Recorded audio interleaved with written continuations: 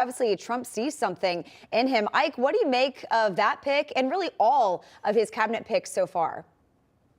Well, good morning, ladies. It is a very interesting time in America. It sort of feels like the NFL draft for politics right now. And when I first heard that Pete Hegseth was chosen, my initial response was, wait, what? The guy on the weekends on TV? And then as I thought about it, I came to the conclusion, actually, this makes sense. And a lot of people in the establishment are saying, who the blank is this guy and why does he have a right to be here? And then you look at the fact that he cares about our veterans. He has served in Iraq and Afghanistan, way more than Tim Walz ever did. And he's not part of the government establishment. So that is the point in so many of these picks is they are outside of the beltway and they can see clearly and they know the path to actually getting a government that runs efficiently. So I like it. Yeah, it makes a lot of sense. You know, Trump was an outsider before 2016, businessman, so it makes sense, some of these picks. Kelly, we're all wondering now who's going to be the press secretary. Yesterday, Mark Halperin mentioned on our show Scott Jennings of Kentucky as a possible press secretary, but now a new report shows Alina Habba is emerging as a possible frontrunner. Who do you see getting this position? Well, we all love Scott Jennings. He goes into the lion's den each and every day, combating the woke media, the leftist liberal media. And if you recall, Donald Trump's first term in office, that is not an easy job. The press goes to sleep every 4 years when there's a Democrat in office, but it reawakens when there's a Republican, especially Donald Trump. So it is a job that requires a lot of fact-finding, a lot of cooperation with other branches of the federal government to get all of the knowledge that you need, because you never know what question is going to come at you. Alina Habba, was on Trump's legal team and did a very nice job in combating these, politically maligned lawsuits against him. But Scott Jennings has the, combat training, if we will, day to day being on CNN to confront a hostile press, and he does a very, very good job with it. And it will certainly be a hostile press. We know that for sure. So today is the day that the two presidents are meeting in the Oval Office. We don't know how long the meeting could take place. It could be a half an hour. It could be several hours. We have no idea what will be talked about. Ike, I wish I was a fly on the wall for this one. What do you think will be discussed? And what is the purpose of this meeting, in your opinion? In my opinion, it's about optics. It's about Biden looking, nice and a peaceful transfer of power, all while the last several months they've spent berating and maligning Donald Trump as a threat to democracy.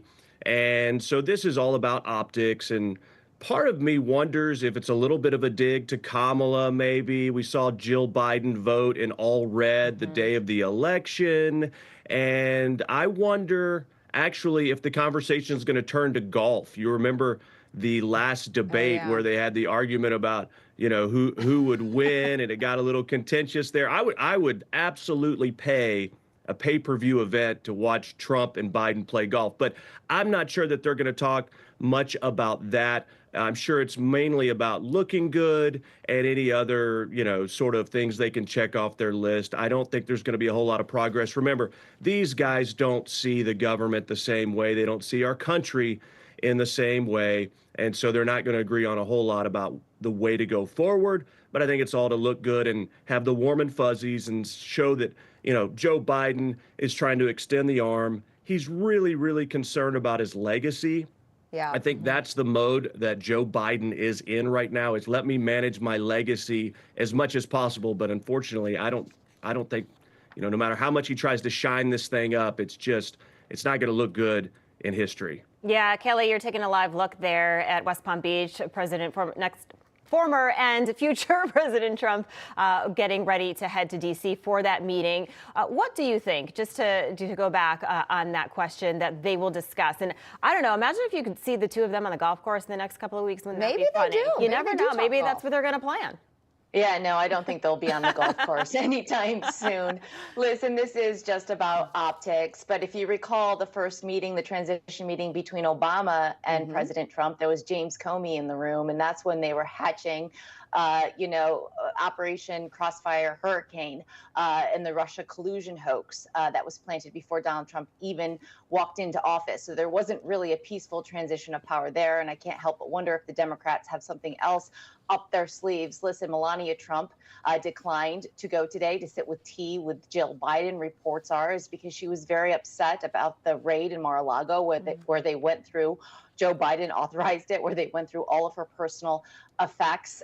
This will be a meeting just to have the cameras flash to show a peaceful transition of power. But there's a lot of animosity between these two men, Joe Biden and Donald Trump. Yeah, and while Trump can forgive and forget, she doesn't have to. Ike, she can hold on to that and those feelings that she felt when they were going through all of her personal effects, as Kelly mentioned, and then all the names that were thrown in the way of her husband, calling him Hitler for the last few months. So yeah, I don't blame her for not wanting to sit down with tea. What would they talk about, Ike? Right. What would they talk about if the two ladies are sitting there?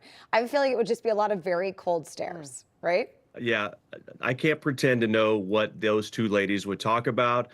I think Melania Trump is such an underrated first lady. She gets almost zero credit. A beautiful, poised, classy, intelligent woman who is continually talking about love and bringing this country together, but the media doesn't care in a lot of cases. And so I understand Melania Trump, her privacy was violated in an egregious manner. I mean, that is her home, and they came in there with no regard. They had no reason to be going through her closet. It was an absolute violation of her privacy and her rights. Yeah. And Joe Biden absolutely knew about it. And so I understand she's not okay with just acting like nothing happened, because remember, the Bidens played dirty. And so once you play dirty, it's hard to just go back and act like everything is fine. So I applaud her for actually standing up.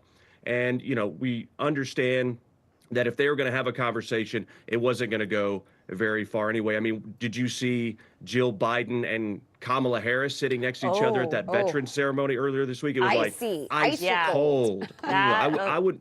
Yeah, no tea for me with Jill Biden. No, and listen, good for her, because she just doesn't want to be fake. Why do that? Why be fake?